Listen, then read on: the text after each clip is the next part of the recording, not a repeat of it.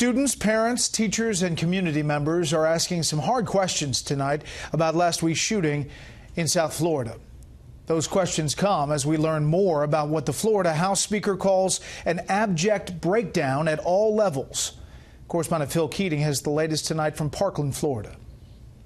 My laptop was still there, I had ungraded papers that were still there. For the first time since 150 bullets were flying during the Valentine's Day attack, teachers were allowed to return to Stoneman Douglas High to retrieve personal items abandoned in the panic. There was hugging, there was, hugging, there were some tears, there were handshakes, there were glad you're back, I don't know, I had enough hugs to last me, a lifetime today. This as disbelief and disappointment raged nationwide after the revelation that as the shooting was happening, the high school's resource officer ran to the freshman building armed with a gun, but never barged inside. That officer, Scott Peterson, a 30-year veteran who was awarded Best School Resource Officer 4 years ago for his tact and good judgment, according to Broward County Sheriff Scott Israel, had neither when it mattered the most. And so what should he have done? Went in, addressed the killer, killed the killer. Another misstep at the scene. Officers who thought they were watching a live feed of the shooter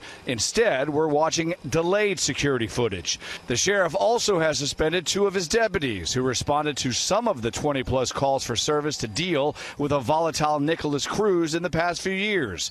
One of those instances involved a claim that Nicholas Cruz planned to shoot up his school.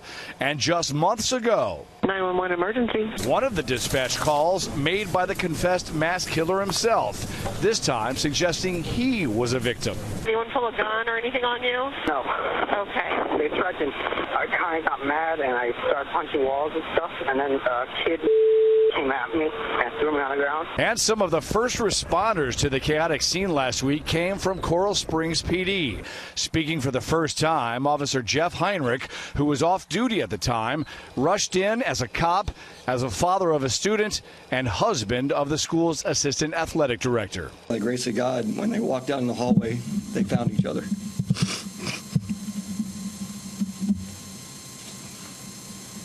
And they were able to shelter in place.